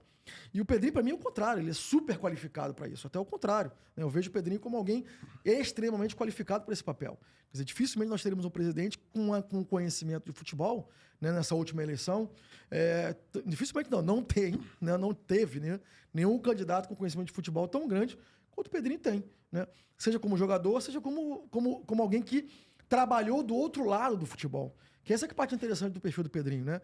Ele é um cara que foi jogador de futebol, mas que passou alguns anos dentro da imprensa, dentro da maior empresa de futebol, de mídia do Brasil, né? Então, quando você passa para o outro lado do balcão, você começa a enxergar as coisas de uma outra forma, né? Pelo que você ouve, pelo que você fala, pela maneira como você é orientado a falar ou não falar, porque é claro que é orientado. Então, você começa a ver quais são os outros interesses que há por trás do mundo do futebol, para além do jogo, ou para além da questão óbvia, que é o interesse do empresário de futebol, que ele conhece bem, né? Que, obviamente, que é o interesse primário, né? O interesse de um jogador e tal. Isso ele conhece, que ele já foi empresariado. Mas, digo assim, interesse em geral, né? Ou seja, o que o futebol move, do mundo do futebol para além da questão do futebol em si. Ele viveu isso muito bem na Globo. Então, ele conhece muito bem esse universo. É qualificado, eu penso o contrário do Euriquinho nesse caso aí. Eu acho que ele é qualificado muito para isso e viveu com a gente desde 2000, se eu não me engano, desde 2016, ali, 16, 17, então são há 6 anos, 7 anos, viveu com a gente ali o processo político do Vasco, né? Em 2 eleições antes de se candidatar. Então ele conhece também o processo político do Vasco. Não é exatamente um neófito. Foi indicado conselheiro, né, na eleição de 2020. Então ele conhece esse processo político do Vasco, ele não é um neófito. Então, a gente conversando aqui com você, percebe o quanto você conhece do Vasco, da política do Vasco, do clube em geral, conhece quem está no comando, entende ali da SAF, aparentemente é uma pessoa que... Aparentemente não, certamente, uma pessoa bem esclarecida, bem inteligente, e na política do Vasco tem um papel importante. Cara, explica ao pessoal por que você não conseguiu entrar na presidência. Você entrou. A gente acompanhou, todo mundo acompanhou. E o porquê, cara? Você não... Emendando, só corroborando, a gente quer saber, fala do golpe. Então, é isso aí. Eu fui a última... Eu não queria usar esse termo, mas obrigado, cara. Obrigado. Eu digo assim, eu fui a última vítima, né? E do Vasco também associativo, né? A última vítima do processo político amador do Vasco, né? Aquilo que aconteceu lá em 2017, 2018, né? Na eleição de 2017, foi o último suspiro desse modelo, né? Eu sempre falo isso, o Vasco ali acabou, né? Porque ali realmente você rompeu com toda a possibilidade da política do Vasco se resolver por si, né? Naquela eleição, o Eurico, e eu falei isso no documentário, o Eurico perdeu a chance, cara, uma chance assim, nós conversamos sobre isso, porque a gente conversava pessoalmente, né? O Eurico perdeu a chance ali de ser o grande promotor, embaixador, como é que eu vou dizer, o grande líder do processo de renovação do Vasco, Entendeu?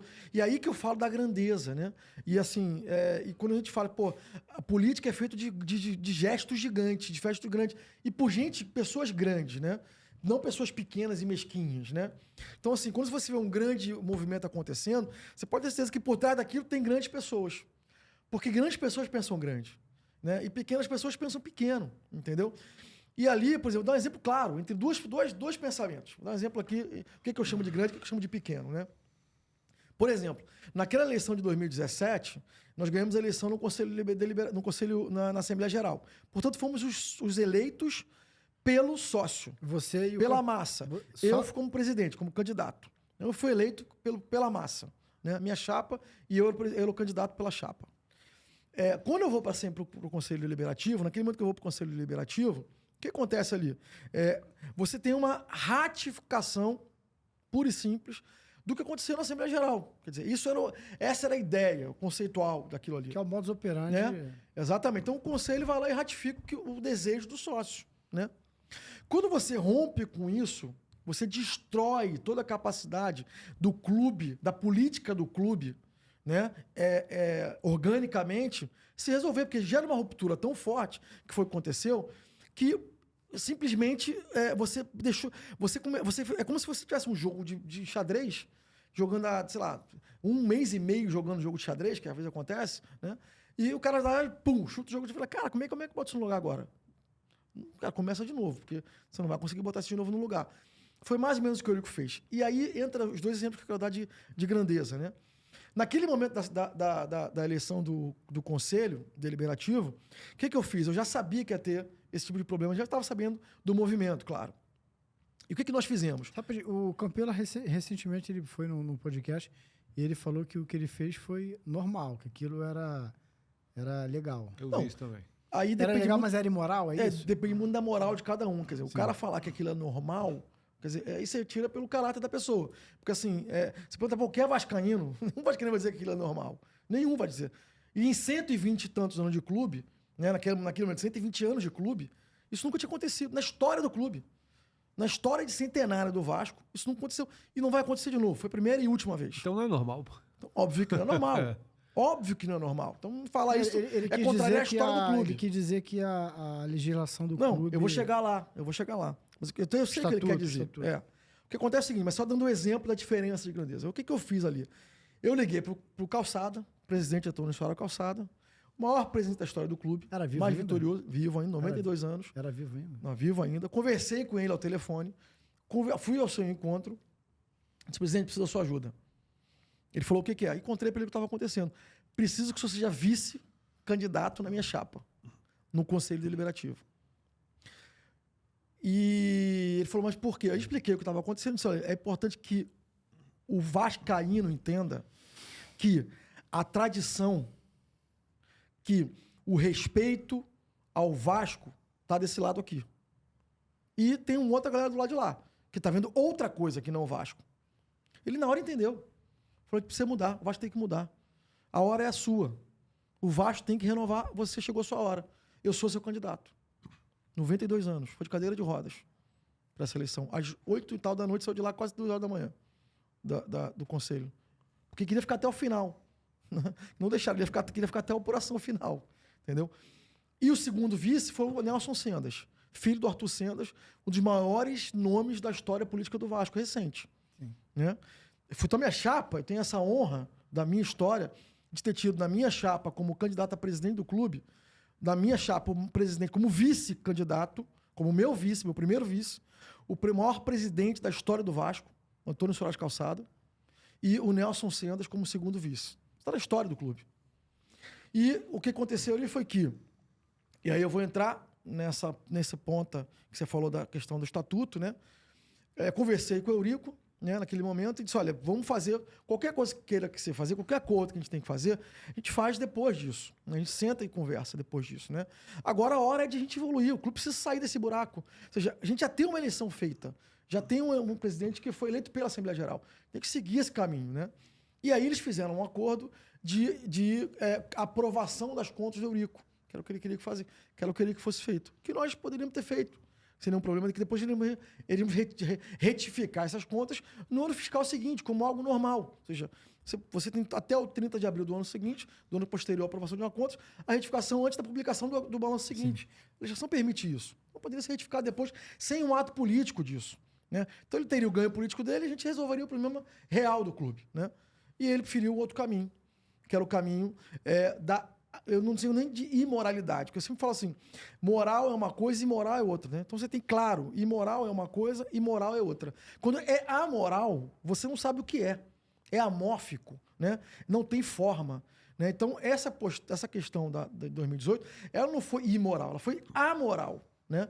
Ela é completamente fora de qualquer coisa que possa pensar como racional e como razoável, né? Do ponto de vista de respeito a uma instituição centenária. Né? É rasgar o desejo do sócio. É simplesmente ignorar o que o sócio quis. Né? O que a maioria quis. E o que o mercado inteiro entendeu. Eu recebi ligações de quase todos os presidentes do Brasil, de clubes de futebol, parabenizando. Né? Então, olha a imagem que fica do Vasco da Gama nesse cenário. Né? Eu recebi ligação de quase todos os clubes da Série A, me parabenizando pela vitória. De clubes do exterior, eu recebi, porque eu estava fazendo algumas parcerias, de clubes do exterior me ligando, me parabenizando pela vitória na eleição. Né? Porque saiu na Fox News, saiu tudo quanto foi lugar, isso, na imprensa inteira, ESPN, todo mundo deu isso, né? Globo. Você deu entrevista. Dei entrevista e você, e tal. Inclusive, falou pra gente ali que teve que fazer um contato explicando que não era mais o presidente. Pois é, exatamente. Tava... Então aquilo já era uma realidade no mercado mundial. Então a gente já estava com isso já como um dado fato. Quando você passa por uma situação como aquela, o que se passa de imagem do Vasco, e é esse cuidado que nós temos que ter agora, nesse momento, e por isso que eu falei da importância da gente ter um cuidado enorme com esse processo da SAF, é porque o nosso histórico já não é bom. Né? E o mercado olha, não pensa que o mercado não olha. Você não pensa que o mercado, o patrocinador, não está olhando, pô, peraí, o presidente do clube está falando uma coisa, a SAF outra, os caras estão brigando. Eu vou me meter nesse rolo, já conhecendo o Vasco, como é que o Vasco é? Porra, tô fora. Não vou entrar nisso. Então é um cenário que a gente passa para o mercado muito negativo. Então a nossa preocupação tem que ser a de manter o clube mais estável possível, porque o nosso histórico é muito ruim. Quando você olha as últimas eleições do Vasco, todas foram judicializadas. Todas. De 2006 para cá, todas foram judicializadas. O Roberto só assumiu com a justiça. Né? O Jorge Salgado estava presidente no mandato até o final, com uma liminar. Presidente do Vasco. O último presidente. O Campelo também, com uma liminar que foi dada para mim, inclusive, não para ele. Ele foi presidente da minha liminar. Como inclusive, é que foi a tua relação com o Campelo depois? É diferente. Isso é normal? Não é normal, né? Como é que foi a tua relação com o Campelo depois? Uma relação estéril, né? Uma relação protocolar. Vocês chegaram a se falar? Não falo, boa tarde, boa noite, tudo bem, sou educado. Como muita gente achou que no dia da eleição, no Conselho Deliberativo, ele foi eleito, e aí eu fui em direção a ele, e muita gente que achou que ia dar uma porrada nele, né? Que ia dar um soco nele, né? E eu fui lá, cumprimentei ele. E aí eu saí para falar do lado de fora, a imprensa toda querendo falar, e perguntaram por que eu cumprimentei com o Campelo. Eu falei, eu não estou cumprimentando o Campelo. Eu não fui cumprimentar o Alexandre Campelo. Eu fui cumprimentar o presidente do Clube de Regata Vasco da Gama. É muito diferente. O Campelo... O Vasco está acima desse processo. E essa falta de visão da institucionalidade, do respeito à instituição, é que nos colocou onde a gente ficou. Ô Júlio, te conhecendo como eu te conheço há muitos anos, e você é sujeito sério, vê que não fala palavrão, quase não fala palavrão, tem uma postura correta, né, político, legal. Você teve uma atitude legal que, pô, quando todo mundo esperava que você fosse dar uma porrada no cara, você foi lá e cumprimentou. Porra, engoliu teu ego, tua dor, puto, foi lá e cumprimentou, parabéns por ter. Agora vem cá, só tem nós três aqui. Tu ficou puto ou não ficou puto? Não, puto eu tô até hoje, porra. Essa aqueles passos ali foram... Não, quantas vezes tu xingou ele? É aquela coisa de você perder quando você perde um parente, você perde um ente querido, entendeu? Você nunca esquece, você nunca deixa de sentir, né? Aquele fatídico dia ali, né, de 2018, né? Eu nunca vou esquecer, né? Ele nunca deixar de ser uma dor para mim, né? Por várias razões. Primeiro porque eu saí da sede da Lagoa consolando vários vascaínos que estavam chorando lá de fora. Que eu nem conhecia, cara. Torcedor que estava ali me abraçando, chorando, e eu me segurando para não chorar. A primeira coisa foi isso, né? Então, a dor de ver a instituição que eu amo, o clube que eu amo do meu coração, viver uma situação de falência institucional. E te apunhalando, né? Que foi aquela situação. Segundo, a dor pessoal, né? Da frustração, né? De saber do potencial que nós estávamos ali construindo, acordo com marca esportiva fortíssima, que só queria um clube no Brasil. Hoje tem só o clube no Brasil, diga de passagem. Que estava conversando com a gente naquele momento. Um atleta que naquela época era um grande nome mundial, vazou para todo mundo, que foi o Eto'o, que vazou no mundo inteiro. Tive uma reunião com ele em Paris, né, naquele momento. Viria, né? Viria, eu, Deco, o Eto'o, tive uma reunião lá em Paris. E uma parceria com grandes clubes internacionais. Então, quando você olha isso, fala, porra, que nós podíamos entregar para naquele momento. E tinha um... Sabe como você olha assim no mundo do negócio, né? Você fala que o americano chama de timing, né? Que eu falo do momento, né? Existe um momento ótimo para alguma coisa acontecer, né? No negócio isso acontece muito bem. Você fala, porra, aqui era a hora de fazer isso. Ali eu tinha que ter assinado. Ali eu tinha que ter vendido. Né? Às vezes quando tu vai vender uma ação, porra, sair de um investimento, tu fala, puta, tinha que ter saído dali. Porque dali para frente eu caí. Né? Outro dia eu vendi. Deu uma cagada, não foi nada, não que são bom, não, mas eu tenho algumas aplicações em criptomoeda, eu vendi. O cara foi uma sorte, porque caiu e despencou. Então, aquele era o momento, né, de fazer aquela venda, né? Então, assim, é a mesma coisa funcionando no negócio. Aquele era o momento de transformação que a gente tinha no Vasco. Era uma união da torcida, do vascaíno, de modo geral, com a gente ali, muito forte. Né? Dos ídolos, de todo mundo junto, querendo uma transformação do Vasco. Aí eu não estou falando só do Edmundo, Pedrinho e Felipe, que era quem estava comigo, não. Então, de todos eles em geral. Né? Depois daquilo, essa força motriz ela se dispersou. Ela deixou de existir. Né? Então, o que você vê hoje no clube, o Vascaíno ele se desnorteou. Ele perdeu esse horizonte do que tinha de transformação, entendeu? Então, acho que isso não é por mim. Não estou falando que eu era super-homem, ia desembanhar a espada, o He-Man. Não era isso, não. Era que o conjunto ali era muito favorável. Entendeu? Todos estavam muito direcionados a fazer a transformação acontecer. Por isso que o timing era perfeito naquele momento. Quando a gente perde aquele timing, vem o Campelo, que foi uma grande barriga, né? Ou seja, foi uma grande anestesia no desejo do vascaíno como representante, né? Daquela brochada, né? E depois vem o Jorge, que não respondeu à altura. Né? Então, você tem depois daquele ápice duas situações de muita baixa na representatividade do vascaíno. Né? E aí vem a SAF. Né? E aí, quando você olha a SAF, a nossa preocupação com o 777 foi essa. Né? Ela não representa... Eu falei outro dia pro pessoal da SAF, né? Eu falei, olha só, você tem que olhar o seguinte, você tem que olhar o Vasco como seu grande diretor de relações institucionais. Por quê? Porque nós estamos aqui há 125 anos, porra. Nós conhecemos isso aqui. Nós somos o Vasco da Gama. A gente conhece isso aqui, pô. Minha geração, eu tenho 3 gerações de vascaínos, porra, na minha família. Entendeu? Eu vivo o Vasco desde que eu nasci. Você sabe bem disso, Hilton. Sim. Desde que eu nasci. O nego fala que eu era playboy da Zona Sul. O nego fala que... Porra, você sabe bem. Que eu vim Playboy do Meia, pô. Playboy do Meia, Playboy do Meia. Ia pra São Januário de ônibus, porra, de bicicleta, de carona, de tudo que era possível, entendeu? Então a gente vive o Vasco, porra, como suburbano, de verdade ali, né? Pulsando nas facilidades e dificuldades de ser vascaíno, né? Então, porra, isso é o que a gente chama de Vasco, de ser Vasco. O investidor, ele não entende nem do que é ser Vasco, o que nenhum investidor seria capaz, e pior, nem do que é o futebol. Então, quando você tem essas duas coisas, quer dizer, o cara não entende nem a nossa institucionalidade, né? E nem entende o que é o futebol. Porque quando você pega, por exemplo, o cara que é americano, que é a cabeça dos caras, ele fazer o que ele está fazendo pro Vasco é normal. Você pega, por exemplo, os investidores da NBA, por exemplo, é comum, e o torcedor da NBA entende isso.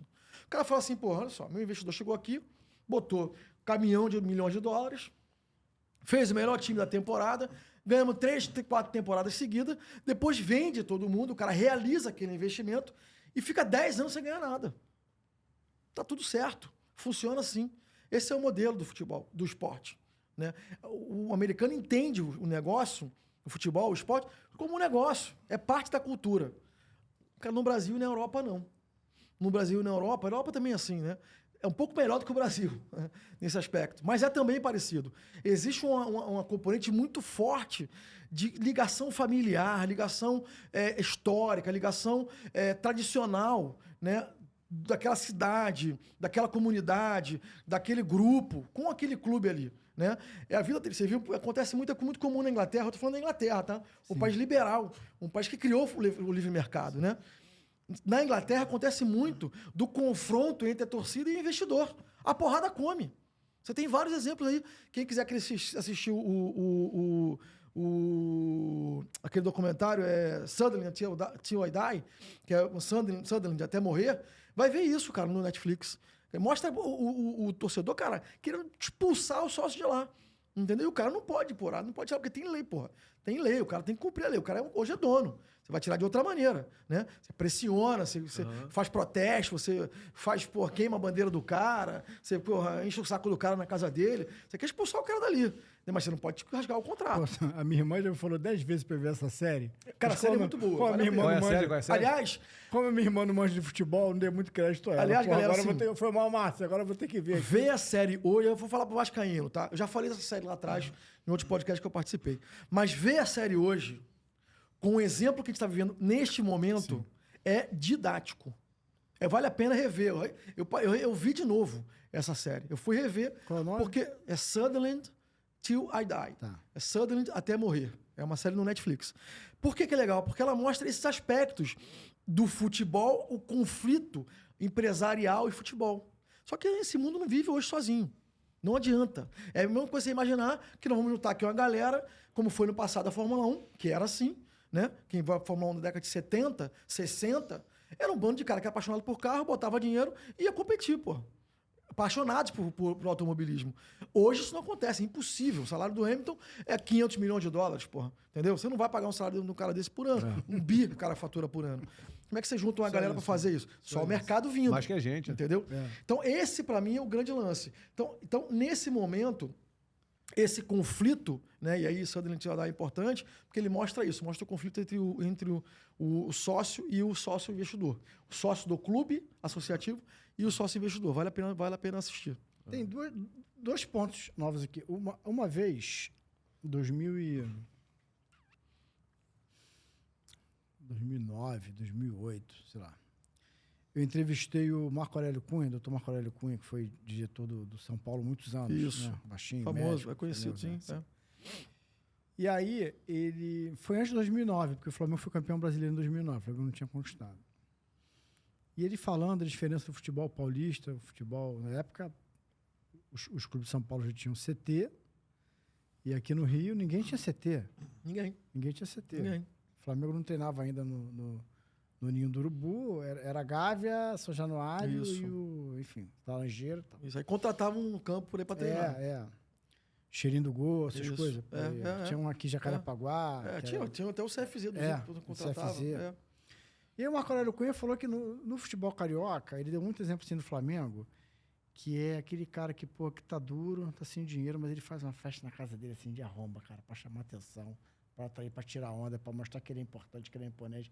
Mas depois que o nego vai embora, pô, não tem quem limpe, quem pague aquilo, o cara fode. Que o futebol carioca tinha muito isso.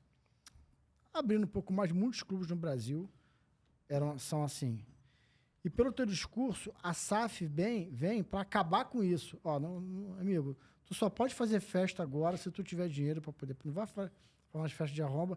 E agora vamos liquidar isso. E pelo que você falou, a entrada da SAF é para organizar essa bagunça, para acabar com essa coisa de oba-oba, de nego ficar devendo, já tem um presidente, assume dívida, que era normal, assim, naturalizou isso.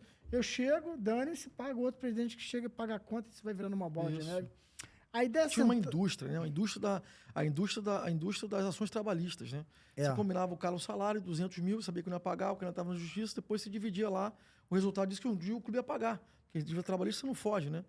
Então um dia o clube ia pagar. Então se criou uma indústria da dívida trabalhista, né? E torcia para não ser na gestão dele, né? O cara vai empurrando. Quer dizer, aí vira uma despesa corrente, porque você está sempre pagando o acordo trabalhista, entendeu? Eu tenho um amigo que ele trabalhou em respeito a esse presidente de um clube grande aqui do Rio, que já faleceu, não vou dizer o nome dele. Mas ele trabalhou num clube e o cara não pagou, estava terminando o mandato, eles iam sair, ele falou assim, não vou pagar não, meu irmão, se vira, vai pra justiça. Assim, naturalizou na cara dura, vai pra justiça. E o cara foi. Eu não sei se já recebeu, também se ele recebeu, pode ficar sem fazer nada. Pegou pegou uma grana boa. Acabou com isso, né? Assim, a tendência é acabar, né? Você pega, por exemplo, a gestão do Campelo, a gente falou do Campelo aqui, foi uma das que mais teve crescimento da dívida trabalhista do clube, por exemplo. Né? Então, assim, isso que eu ia falando, o cara contrata já sabendo que não tem dinheiro para pagar. O cara sabe que não tem como pagar. Mas contrata, tem que contratar, contrata, volta aí, depois paga. Isso é insustentável, quer dizer, isso foi um modelo que sobreviveu ao longo de, sei lá, 20 anos, porque durante 20 anos foi criando um bolo desse tamanho. Essa bola explodiu, essa bolha estourou, né? Então, você tem clubes aí, por exemplo, o Fluminense, por exemplo, tem um endividamento de, sei lá, 700 e tantos milhões de reais, 800 milhões de reais. Como é que paga isso? Não vai pagar. Não paga, entendeu? Quer dizer, vive, paga as contas. A gente está falando do cara que deve no cartão de crédito, mas paga o aluguel, né?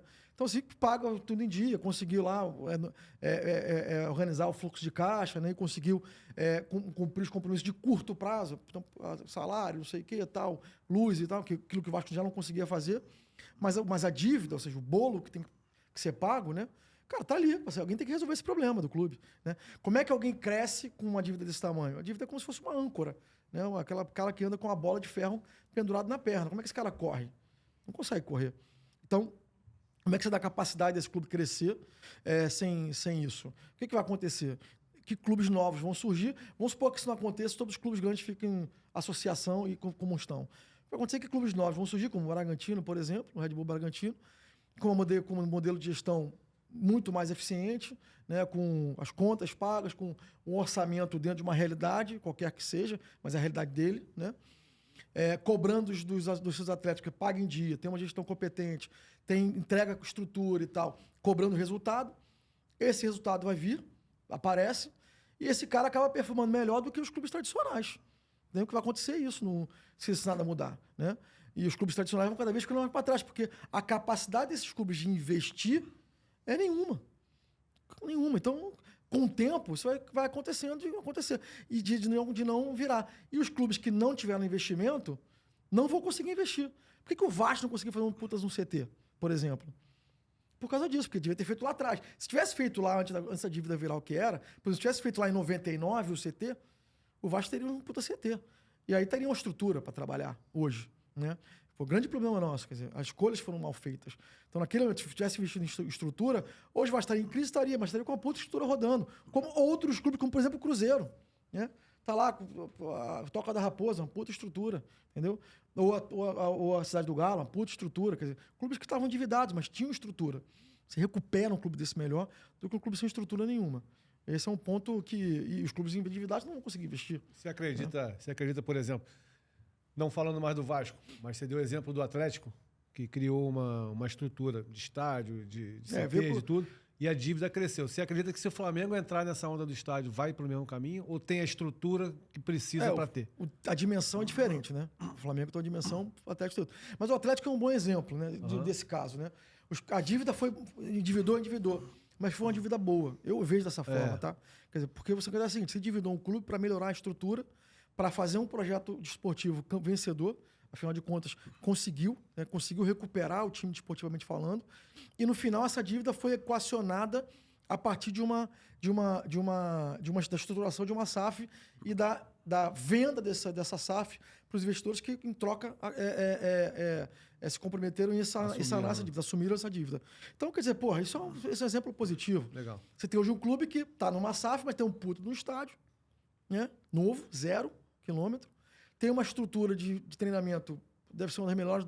seguramente uma das melhores do Brasil. Deve estar entre as 10 melhores da América Latina, eu diria, né? E com uma capacidade de desenvolvimento orgânico muito grande, né? Está dentro do Sudeste brasileiro, que está aqui numa região economicamente forte no Brasil, né? Então, consegue atrair bons atletas jovens. Então, é fácil você pegar um clube desse e girar, né?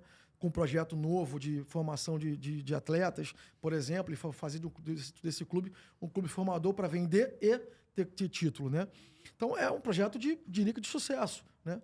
É o que nos falta hoje, né? Por exemplo, o Vasco hoje tem a mesma dívida de quase 1 bi, 700 e blau, né? 800 milhões de reais, mas não tem um estádio, né? Tem São Januário, mas não tem um estádio novo, né? Tem um estádio para se renovar, ou seja, a gente fez aí um orçamento estimativa de 600 milhões de reais para se renovar em São Januário. Então, se você pegar a dívida e encaixar o investimento de São Januário como como um passivo, você vai a 1,5 bi, né? 1,3 bi, né? Porque, fazendo um comparativo com o que foi feito no Cruzeiro, né? Você vai para esse tamanho de problema, né? 1,3 bi, 1,4 bi, com o estádio novo, né? O Vasco sem o estádio novo e sem CT.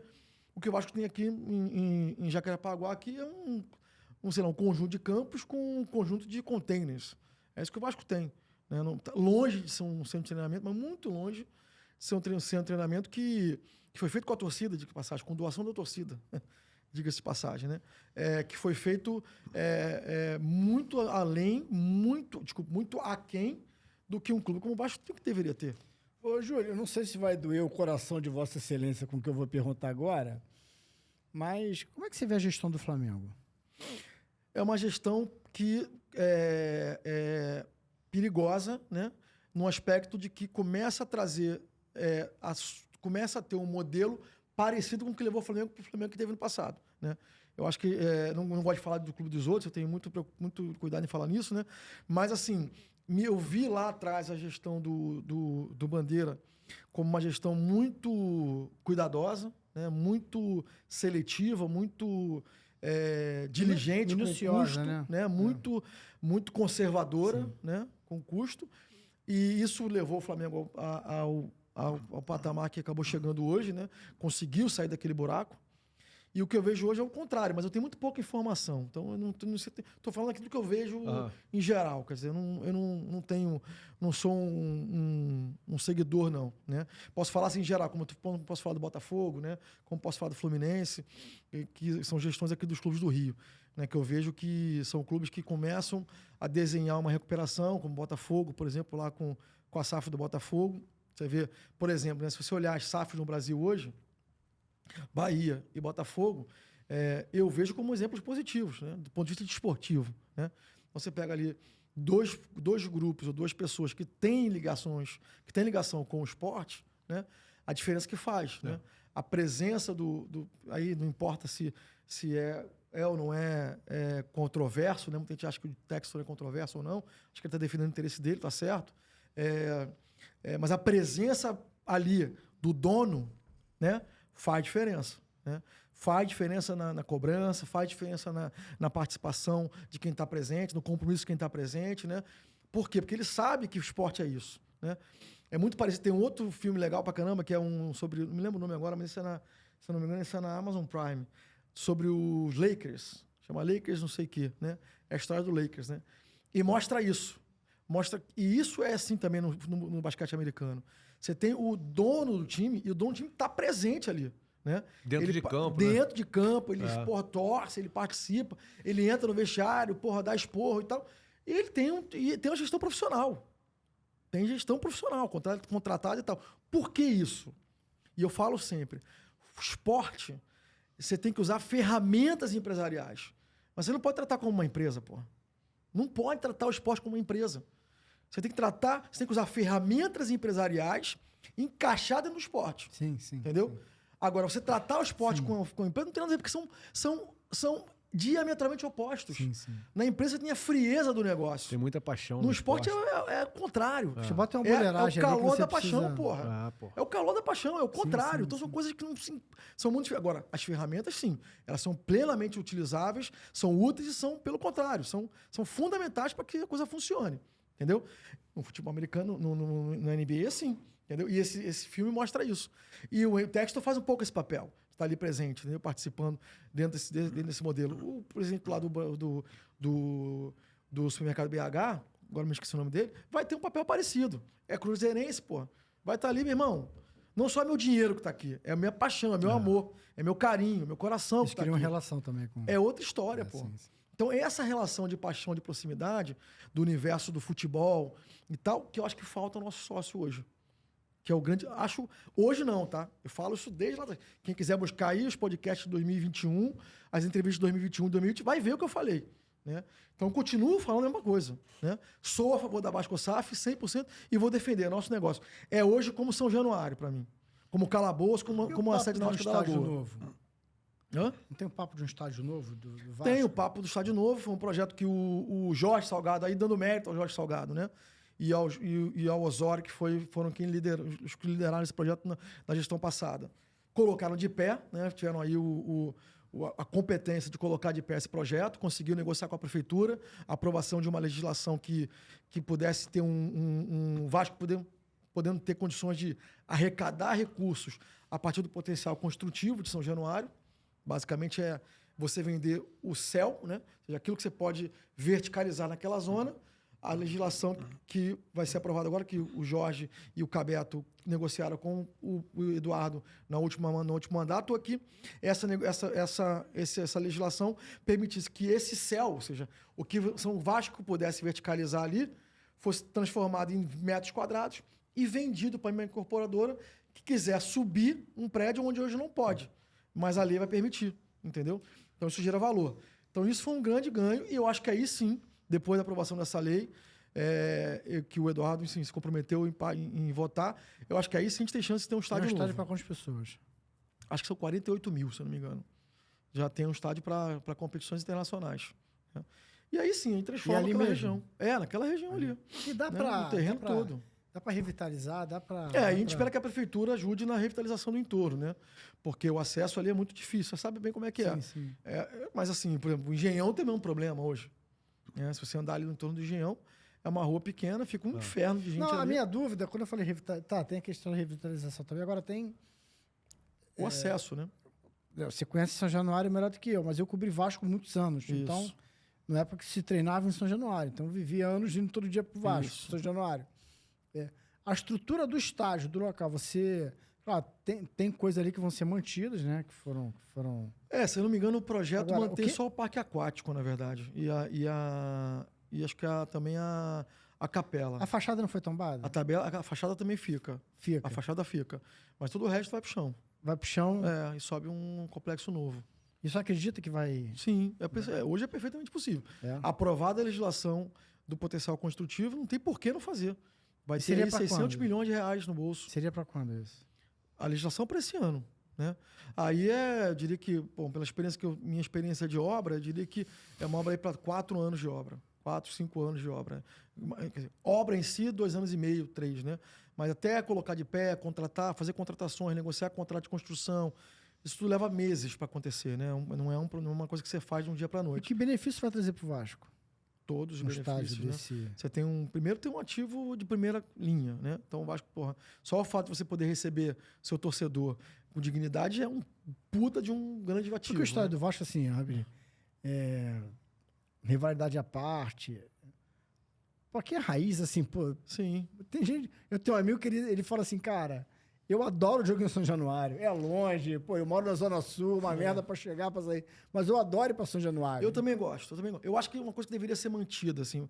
Eu fui alguns estádios na Europa, principalmente na Alemanha, que tem uma característica de torcedor, que é curioso, que vê jogo em pé, né? E gosta de ver jogo próximo do alambrado, e você preserva isso, entendeu? Eu acho que isso deveria ser preservado. Às vezes jogo em pé é a melhor coisa que tem. Eu adoro ver jogo em pé.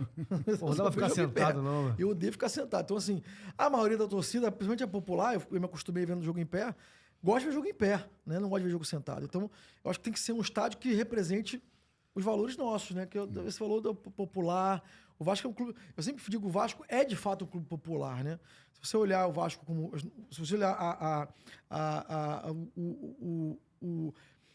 o que o Vasco representa em termos de população, né? Se você olhar os números do Vasco em termos de torcedores, né? Você vai ver que o Vasco é majoritariamente um clube de pobre, entendeu? Sim. É um clube de Zona Norte, Eu acho que até mais do que o Flamengo, muito mais que o Flamengo. É mais do que o Flamengo. Muito mais que o Flamengo. É mais do que o Flamengo. E não estou aqui, nenhum demérito ao Flamengo, não, mas é verdade. É um clube muito... Vasco é um clube majoritariamente popular. Sempre que, assim, na época de campanha, né? Quem vinha falar comigo era o guardador de carro, era o garçom, era o porteiro. O Vasco tem muito isso, né? Não, eu vivi no Vasco muitos anos cobrindo, então eu via lá jogo, as pessoas, eu via o perfil das pessoas. Então você não pode criar um estádio gourmet. Sim, sim. Né? Você tem que ter o cuidado de ter um estádio que represente os mármores do... Faz com geral, cara. Faz com geral. Exatamente. Com os Põe geral, não lá, pode ser isso. Tem que ser um estádio raiz, um estádio que as pessoas cheguem... Primeiro que possam pagar o ingresso. Sim. Já começa aí. Né? Quando você colocar o ingresso a R$150, não vai rolar. O cara ganha R$1.500 de salário, não vai quando você pagar 10% no jogo. Né? Ainda tem que ir, voltar, tomar uma cerveja. Como é que faz, né? A gente ia de carona, quando a gente era moleque, a gente ia de carona porque tinha grana pra pagar a passagem. A passagem a gente pesava, né? Então, era importante que o cara, tenha um ingresso, sei lá, popular, um ingresso barato. Segundo, que tenha uma área de torcida. Nada impede de ter um puto num camarote, o cara que tem dinheiro pague e tal, tudo bem. Tem uma classe, parte tem que sustentar o todo. O todo. Então você cobra lá R$400 no camarote, R$500 no camarote. Quem pode pagar, paga. E uma parte para 20, outro setor. Agora, paga 20, 25 é operação, reais. faz parte da operação. É isso. Cobre R$50, 35, R$50, beleza. Mais do que isso, fica muito difícil pro cara pagar. Então, essa... Porque tem os playboy do Mac que conseguem pagar esse camarote. Tem alguns do Mac que conseguem pagar. Eu, na minha época, não conseguia, não. Só quem fala que Júlio é playboy do Mac, eu conheci Júlio em Pilares. Exatamente. Do Mac, mas eu conheci ainda em Pilares. Ô, Júlio, chegando ao fim aqui, uma pergunta. Quando é que a gente vai ver você naquela cadeira lá? Você volta? Não depende de mim. Como é que é a não tão cedo agora. jornada? Tem outras prioridades agora na minha vida, né? Sim. Acho que foram 10 anos dedicados ao Vasco, né? Quase que integralmente. Eu parei minha vida literalmente para me dedicar ao Vasco. Quem sabe da minha vida conhece, sabe disso, como foi difícil para mim conciliar várias questões pessoais, meu filho, minha vida profissional e o Vasco. Então, eu abri mão, né, da minha vida profissional, abri mão do meu convívio familiar para me dedicar muito ao Vasco. E acho que agora eu estou muito novo, né? Então preciso ainda me dedicar a algumas questões ainda profissionais. E aí, daqui a pouco, quem sabe lá na frente, daqui a uns anos, né? Voltar no Vasco e poder colaborar com o Vasco de uma outra maneira, né? Aí sim, eu acho que no futuro, lá na frente, eu gostaria de estar presente no Vasco novo. Ajudar, eu vou estar sempre pronto para ajudar. É o que eu faço hoje, né? Estou lá ajudando, converso com o Lúcio, que é o presidente da SAF, passo para ele contatos de pessoas que me ligam, patrocinadores e tal, mando para lá. Então, coisas que eu posso fazer, eu faço. Mas essa dedicação, como foi nos últimos 10 anos, né? Dificilmente eu vou conseguir fazer nos próximos 10 anos, vamos dizer assim, né? Agora, esses 10 anos tem que ser um pouco mais equilibrado, mas eu estou sempre aí, né? Sempre pronto para ajudar, para questionar e para cobrar. E quem sabe, né, trazer aí, ajudar o Pedrinho a trazer um comprador para 777, se for o desejo deles venderem. Estou de olho nisso aí. Legal. Vamos agradecer, então, o Júlio. Júlio, uma aula aqui que a gente teve hoje, cara. Bacana demais. Obrigado, primeiro, pela disposição de estar aqui com a gente. A gente... Foi bem rápido essa decisão, né? No fim de semana a gente conversou e você já se dispôs a estar aqui. Pra gente é um prazer ter você aqui, cara. Ter uma pessoa grande, uma pessoa que teve uma história, tem ainda uma história no Vasco, que é um clube...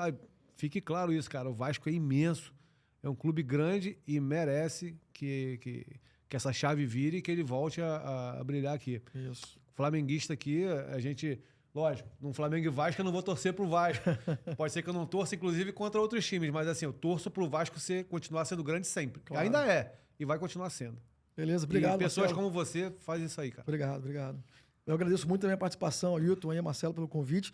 O Vasco é grande, vai continuar grande. Sempre, então esse negócio que foi falado, daqui a 2 anos, não tem a menor chance do Vasco acabar em 2020. Eu só te perguntei, sabe por quê? 20 ou 200. Eu só te perguntei, sabe por quê? O meu filho é vascaíno.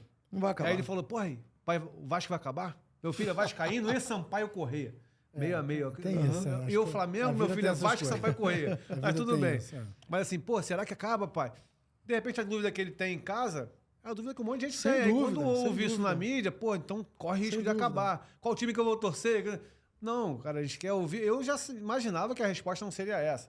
Mas vindo de você, vem com autoridade. Não vai acabar. Certeza absoluta. Pelo contrário, daqui a pouco nós vamos montar aí, brigando forte aí, para ser campeão brasileiro. Beleza. legal. Não, deixa Então vamos Flamengo, agradecer, Júlio, brigadaço Muito. mesmo, foi ótimo, foi, como disse o Marcelo, foi assim, muito rápido, mas você de pronto, não, eu vou lá, veio, e batemos esse papo aqui que, quem é Vasco, de verdade, vai gostar muito do que ouviu aqui, do que você Conteúdo falou. maneiríssimo. Da consciência, do esclarecimento, isso é importante, assim, do esclarecimento e da consciência que você trouxe sobre Vasco, sobre gestão, sobre a SAF, sobre tudo isso, sobre o que está sendo a questão do sócio, de tudo. Foi muito importante. Trouxe muita luz para a gente, né?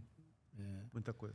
Esclareceu muita coisa para a gente. Até nos nossos debates futuros, quando vier um vascaíno aqui, se vier uma outra pessoa ligada ao Vasco, a gente vai ter mais argumento, mais ferramentas para poder falar, para poder argumentar, para poder discutir. Valeu, cara. Valeu. Obrigado, querido. Valeu. Vamos despedir, Marcelo? Bora. Então... Você ou eu? Não, Esse foi mais um episódio do Só Resenha. Episódio mais que especial com o Júlio Brandt aqui. Valeu, galera. Até a próxima.